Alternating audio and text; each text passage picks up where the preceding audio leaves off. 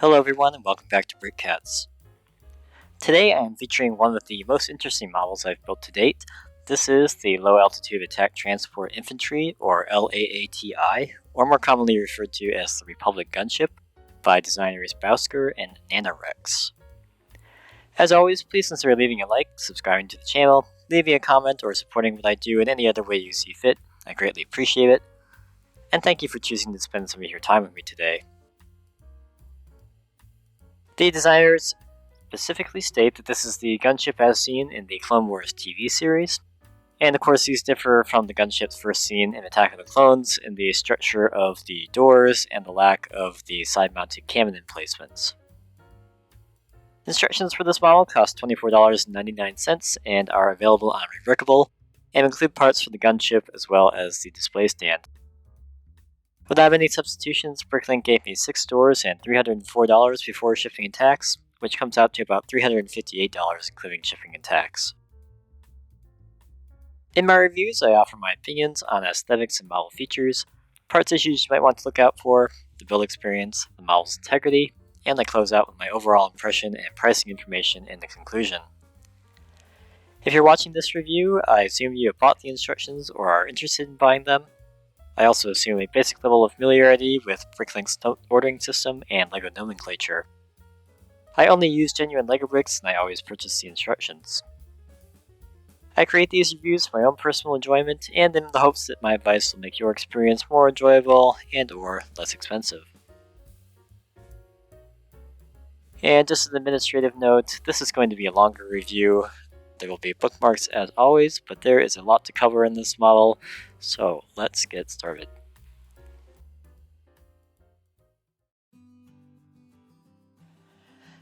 As you can see, the designers minimized the number of studs showing so the exterior is almost completely smooth.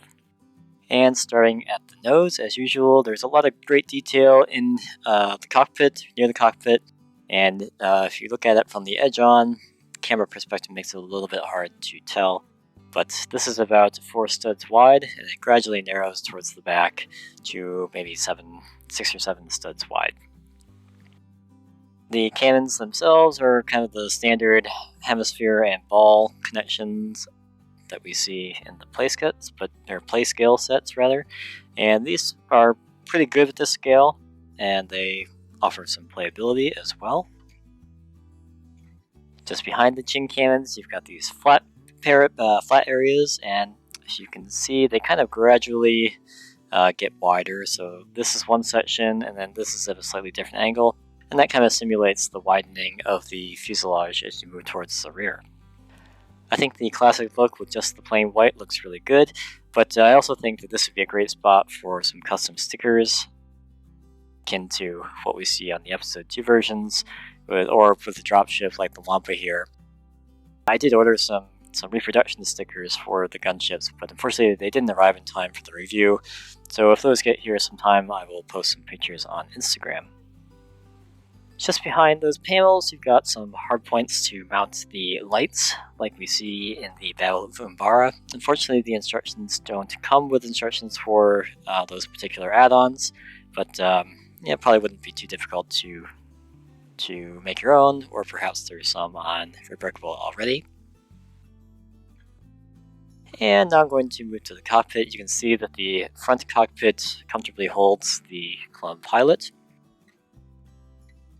The cockpit opens as you'd expect. Inside the cockpit, not much in the way of controls or anything like that. I don't really think those are necessary, but if you're looking for absolute realism, I guess, perhaps you could add some in yourself. But there's not a whole lot of room in there, and more importantly, there's not a whole lot of places to connect set controls. The rear cockpit, I'm not going to try and open it right now, but trust me, there's no room for a clone in there. Actually, there's probably room for a clone in there, but there's not like a formal seat. So a clone pilot won't stud in or anything like that, but like I said, you could probably stuff one in if you really wanted to.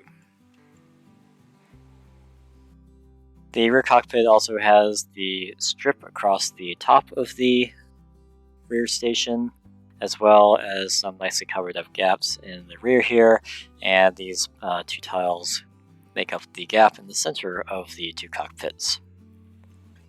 And staying on the rear cockpit, move this very carefully here. You can kind of see the little gap here.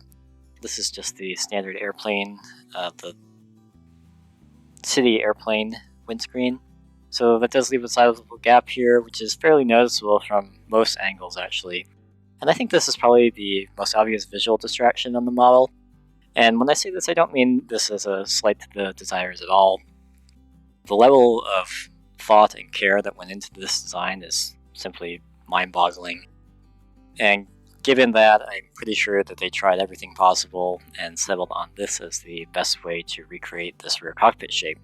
So it doesn't look bad in my opinion, it's just kind of there and something to be aware of. Moving a bit further back on the fuselage, this is my favorite detail in the entire model, and that is the inset Republic logo. Most gunships have this tile just studded to a snot brick there, but this is actually, as you can see, it's actually flush with the rest of the fuselage. So that's a really nice extra touch. Very impressively, I mean, it's not a very difficult thing to build, but having that subassembly able to fit in amongst all this other complicated construction is just very, very nice.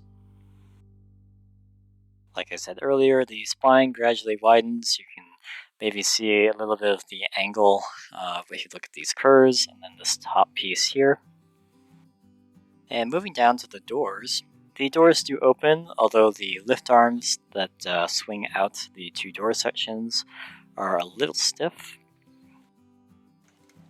So you do have to be a little careful. There is quite a bit of resistance due to the Technic pins being the pins of the friction ridges. So on this front one, I did try the Technic pin without the friction ridge, and it does swing significantly easier if I can get this out.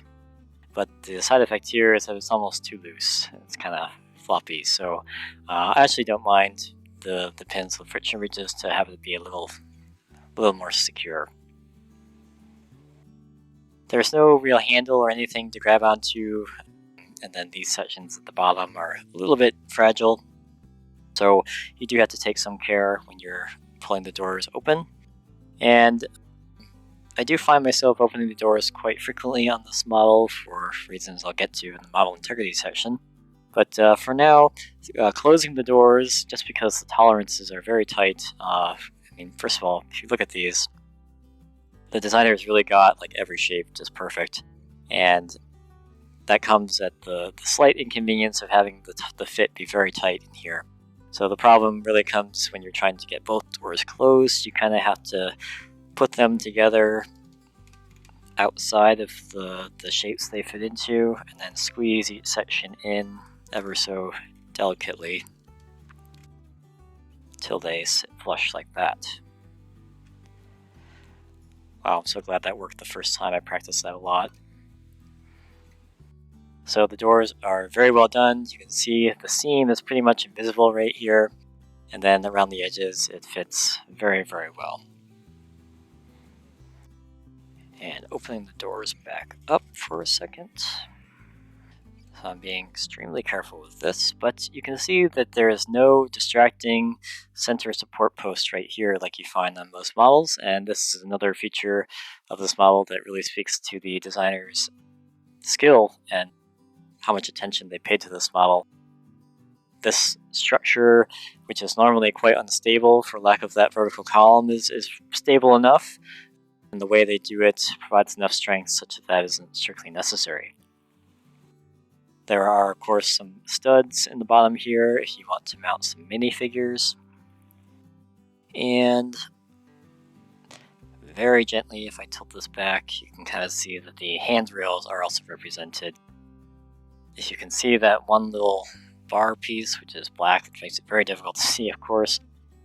The handrail is supposed to go all the way forward, but mine kept falling out, so I elected to take them out for good. But overall, a very accurate passenger compartment. with some really interesting build techniques in there. On the rear of the ship, there is, you can kind of see it, this is a little bit tricky to hold at this angle, but there is a functioning ramp at the back here.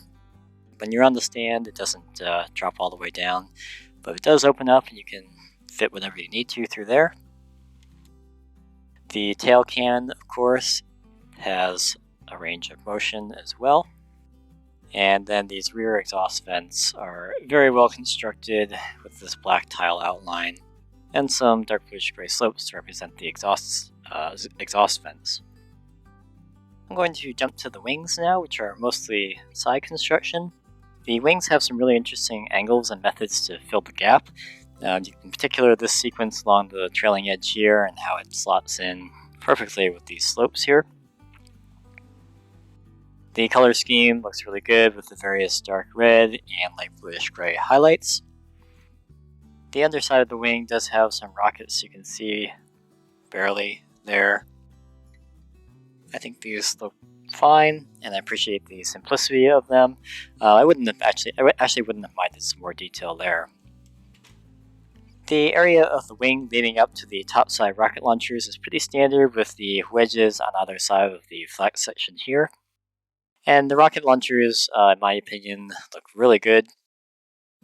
The forwardmost section in particular makes really clever use of these helicopter blades to get this kind of gradual, or this maybe a long cone shape that finally terminates in the black sections here.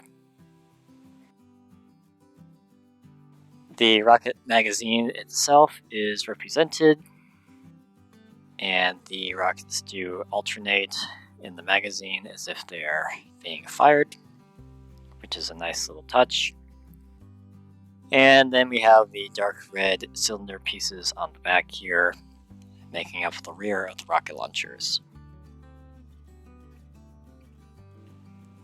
So appearance-wise, this gunship is top-notch, and there are just a lot of amazing details packed in here. The gradually widening fuselage from front to the back looks amazing, especially if you're looking at it head-on. And the generally smooth exterior has all sorts of interesting brick and plate patterns. When you're looking at this in person, if you are experienced with LEGO, or even have built any LEGO set really, you just look at the patterns and you wonder how they accomplished this. So, and again, my favorite part of this model is definitely this Inset Republic logo. And yeah, overall this is just a very, very good looking model.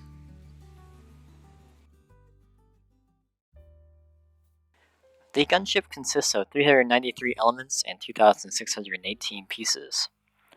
The single most expensive element in this model is the Technic steering arm small with pinhole and toe ball, part 6571 in black. And this is used to make the connections for the frame of the passenger area back here. And like I said earlier, like I mentioned earlier, that lack of a central support is basically only possible because of those toe ball connections with this particular piece. These are quite uncommon to begin with, and in the US they are running about $9 each. For a piece this expensive, it's definitely worth looking abroad to see if a seller is offering reasonable shipping costs to the States, and ordering other parts from that store as well.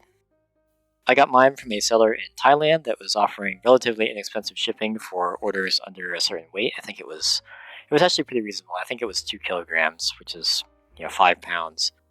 And ordering additional pieces from that store for this model saved me on the overall cost by reducing the US store count as well. There are 2 Arch 1x6x2 medium thick top without reinforced underside, part 15254 in white, and that makes up part of the cradle for the wing turret. You should definitely confirm with your seller that this is the correct piece when you place the order, and if you have the incorrect part, these ball turrets will not sit properly or may not sit at all. So yeah, make sure you've got the right one. 8 out of the 10 bar 4L part 30374 in black are used for the missiles and the magazine up here. And I'll get to this in the build experience section, but I actually recommend changing these 8 bar 4Ls to bar 3Ls instead. And the other 2 are used in the topside rocket launchers, and those should remain black. The stand contains 36 elements and 109 pieces. There aren't any particularly rare or expensive pieces for the stand, so the only substitution I suggest, but don't necessarily recommend, are the 10 Technic Pin 3L Part 6558 specified in black. I had some black pins on hand already, but blue is much more common, and while you will be able to see them, I don't think this is a huge deal. The parts list calls for 6 1x6 plates in light bluish gray, part 3666. I actually recommend upping this to 7 for reasons I will get into in the build experience section. Basically, it goes across the bottom of the back of the passenger area, right inside here. The 4 Technic Slope 6x1 by 1 2/3, part 2744, specified in black, is used for the wing connections just under here, and are completely hidden, so these can be any color. You should check with your seller that the 2 cylinder 3x6 by 2 2/3 horizontal square connections between the interior studs, part 93168, in dark red. You should make sure they actually have the square connections, otherwise they will not fit correctly on the ends of the 6L bars at the rear of the topside rocket launchers, and that's how these particular cylinders connect to this main assembly here. The 19 Technic Axle 2L notched, part 32062, are all specified in black, but the more common red is just fine as these are all hidden. The 4 Technic Axle 3L with stud, part 6587 in dark bluish gray, are all hidden and can be any color. Dark tan is the most common. The 6 Technic Axle 5L with stop, part 15462 in reddish brown, are hidden and can be any color. Reddish brown is the most common, but dark tan is also very common. The 2 Technic Axle and pin connector angled number 4, part 32192 in dark bluish gray, are hidden and can be any color. And these are used to connect the rear sloped part, the rear sloped section rather, at the back to the main part of the superstructure. The 2 Technic Axle connector hub with 4 bars in dark bluish gray, part 68888, are completely hidden inside the wing ball turrets and can be any color. 8 out of the 14 Technic lift arm 1x5, part 32316, specified in light bluish gray, are hidden and can be any color. The other 6 are used for the door connections, and I think light bluish gray works best here, but white or dark bluish gray, or basically any neutral color, will also work well. The 2 Technic lift arm 11L, part 32525, can be any color as they are completely hidden, and be prepared to sacrifice these to the LEGO gods.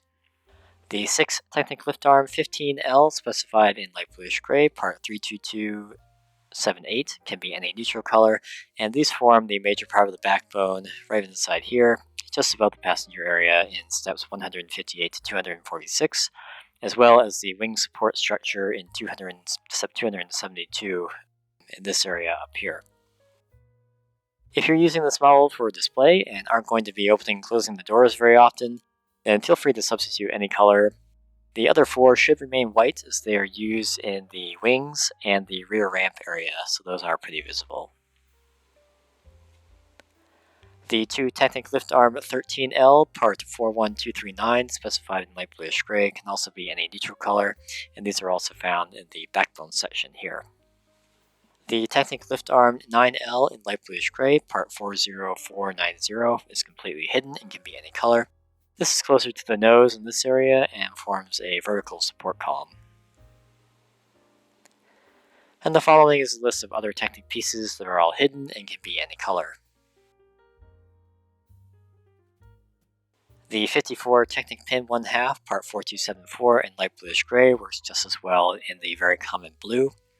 And similarly, the 26 Technic pin 3L, part 6558, specified in black, also work just as well in blue. Lastly, there are a number of elements I believe are best purchased directly from LEGO Pick-a-Brick. If you spend more than $14 on bestsellers, the $3.50 handling fee is waived, and if you spend more than $14 on Pick-a-Brick standard pieces, the $7 handling fee is waived. Your order will automatically be divided between bestsellers and standard pieces, and you have to meet the $14 threshold for each category to get the handling fee waived. Orders totaling over $35 ship for free, which means the more you buy from LEGO, the greater your chances are of reducing your Bricklink store count as well. So in the following list, the pieces I marked with an asterisk were not available from Pick-a-Brick when I recorded this in late July 2022, but stock changes fairly frequently, and they have been available in the past, so it's definitely worth checking out.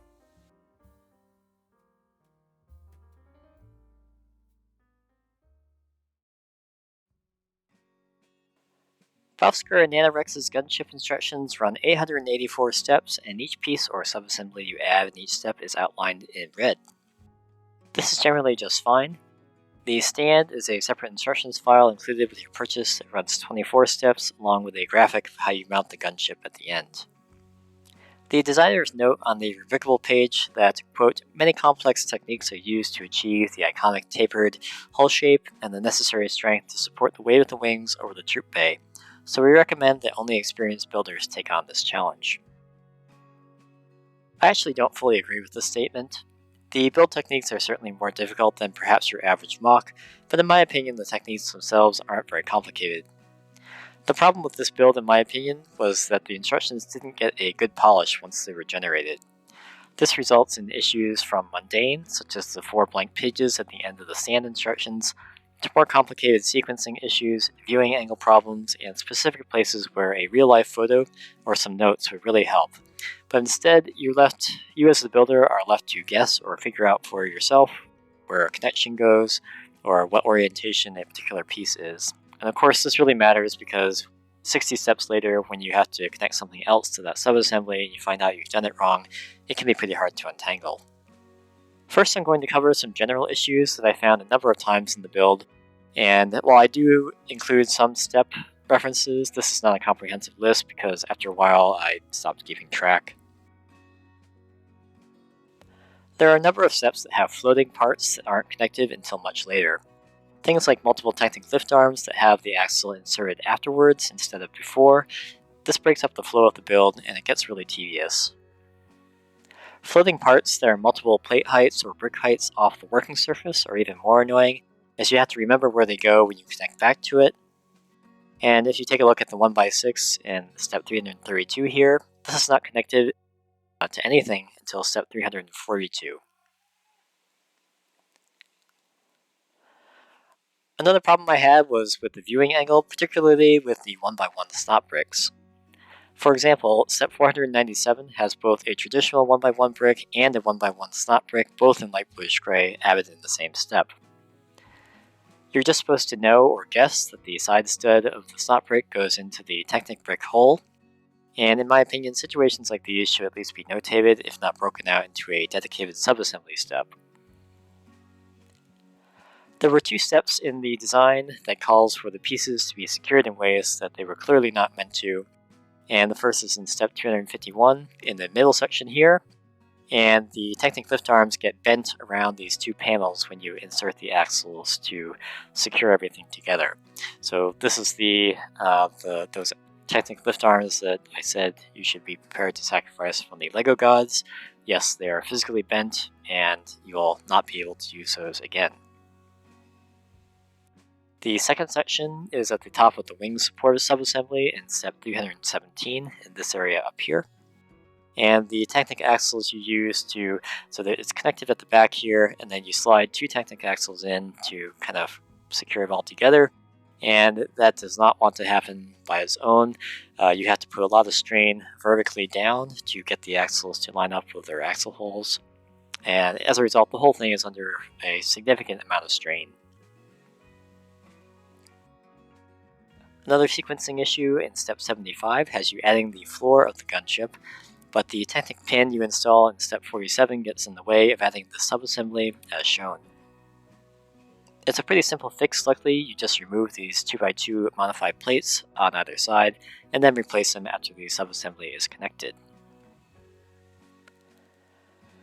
There's a viewing angle problem with the subassemblies you add in steps 136 and 143, as it's hard to see the connection points. And in step 214, it's up to the builder to figure out where the connection points are. In step 247, it's very hard to see the connection points, and you as the builder are left to guess or assume that the toe ball connections are the ones you need to make.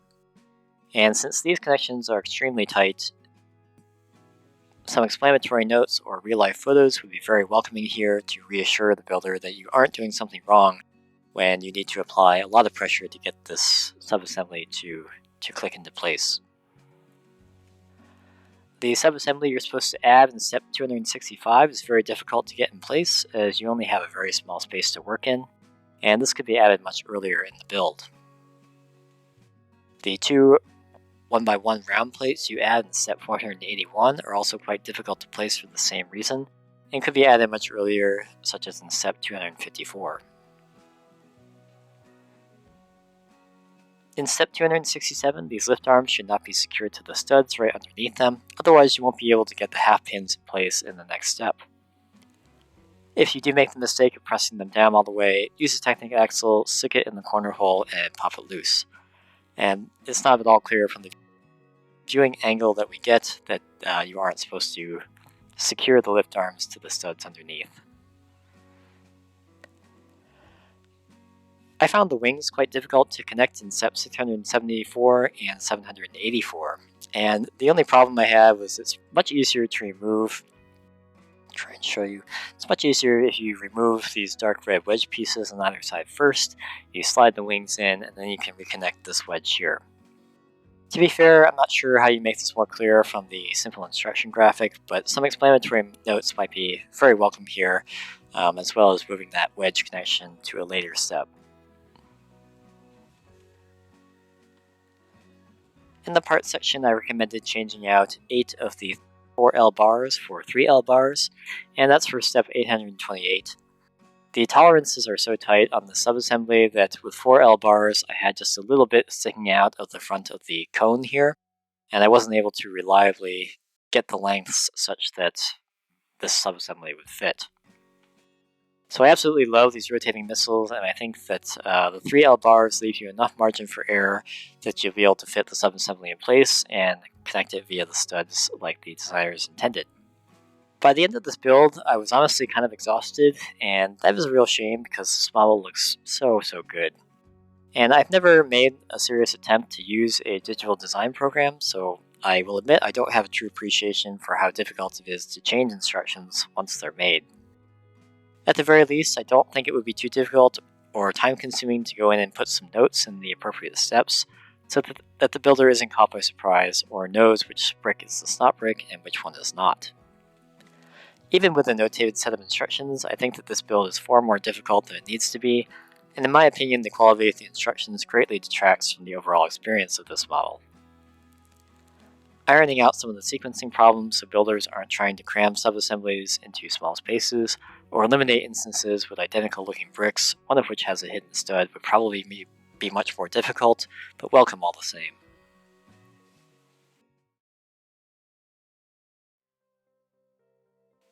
The designers state very clearly on the model's rubricable page that, quote, "This model is intended primarily for display purposes. While it is strong enough to support its own weight, there are parts of the build that are fragile and may fall off when handled," unquote. Thus, I was not under any illusions when I built this, and wholeheartedly concur. You should not handle this model once it's on the stand. Some small parts that typically come off in mind, even just for review purposes or trying to manipulate various parts of the model, are especially these 2x2 tiles right in between the cockpits, these wedge pieces back here, right behind the rear cockpit, and these small curved slopes right near the doors, this section here, and right underneath here. The wing ball turrets are just kind of resting in here, and they occasionally fall through. Not a big deal to put those back. And on mine, this wedge right here, right above the starboard door, is pretty loose and falls off all the time. But this is probably just a used piece issue versus new or something like that. And they've fallen off a couple of times in this review, and I don't think I'm going to bother putting them on right now. But the wedges on the back of the ramp also very hard to see and kind of hard for me to turn this up, but you can see some blank spaces here and a loose wedge right there. Those come off all the time, but are also fairly easy to put back. Some larger sub-assemblies that occasionally give me trouble is one of them is this top section here. Once you've got it in place, it tends to be pretty solid, but if you bump this wrong, it could come loose, and it's kind of a pain to get back in. These wedge sections at the nose occasionally come off. Again, this is just because of the relative weakness of the connection right here, but again, pretty easy to slide back in. The major structural issue with this model stems from what I assume is the massive amount of tension that some of these subassemblies or pieces are under. I routinely have to resecure this bottom angle right here, and this is where this extra 1x6 plate comes in. If you don't have this on, there's just nothing holding all of these pieces together, and it exacerbates the existing problem. But I routinely have to resecure this section here, as the tow ball connections that hold the passenger compartment to the backbone are extremely tight. And it's so tight to the extent that I would not even be surprised one day if I come downstairs and I just find pieces of this all over my desk, which means that the model has finally yielded to all the internal pressure some of the structural elements are under. And even just sitting on the stand not doing anything, I've heard this pop, and lo and behold, the floor will be loose or something like that, and you have to come in and resecure it. This is most unfortunate because the part of the model under tension back here is exactly the part that you would need to grip to pick this up. So I repeat, you're just going to want to put this on the stand and admire it, and you are not going to want to try and rebuild this if it breaks in any major way.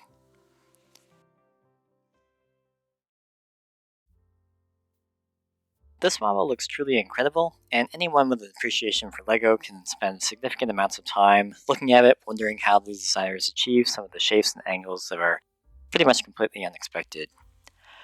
This comes with a significant investment of time and patience on the part of the builder, and this model is the first I built in which some of the connections and methods used intentionally damage some of the elements to make the model work.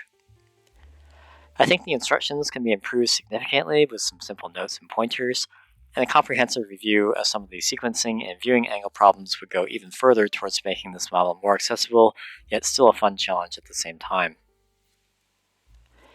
In the end, though, I believe that it's the final product that counts. In terms of a display piece, this model is incredible. If you've got patience, you don't mind double or triple checking your work, and aren't looking for a play model in any way, shape, or form, the Bousker Nanorex Gunship will be a very attractive option. As stated in the introduction, for the ship and stand without any substitutions, Bricklink gave me 6 stores and $304 before shipping and tax, or about $358 including shipping and tax. Switching the Technic pins to blue and allowing for different colors on the various other Technic pieces got me down to 6 stores and $280, or about $334 including shipping and tax. Finally, I added all the parts in the pick-a-brick list that were available at the time of recording, which came out to $35. Shipping was free, and this includes tax. Marking all of those in my wanted list and thus excluding them from the algorithm, my results went to 5 stores and $240 before shipping and tax, or about $285 with shipping and tax. After adding back in the LEGO shipment, the total cost would have been about $320. Note that I only ordered the pieces from LEGO that I knew for sure would be less expensive directly from LEGO, and if you order more, especially the parts you need in larger quantities, I think you could easily get the total cost between Bricklink and Pick-a-Brick, including shipping and tax, for under $300. And in my opinion, this is a surprisingly reasonable price for the size and complexity of the model that you're getting. Instructions for the Bousker Nanorex Gunship cost $24.99, and are available from Brickable. There will be a link to the page in the description. Thanks as always for watching my review of the Nanorex Bousker Gunship. If you built this model, you have something to share that I left out, or have a question about something I didn't cover, please leave them below in the comments. Let me know your thoughts on sacrificing pieces for the final product, and if you're okay with that. I'm still on the fence, to be completely honest. And also, if you built this model and you had similar difficulties, I'd love to hear that as well. Or if there's something obvious that I missed that made my experience much more difficult than it needed to be, that is entirely possible as well. Remember to leave the video a like, subscribe to the channel, or follow me on Instagram if you haven't already, and I hope to see you back next time.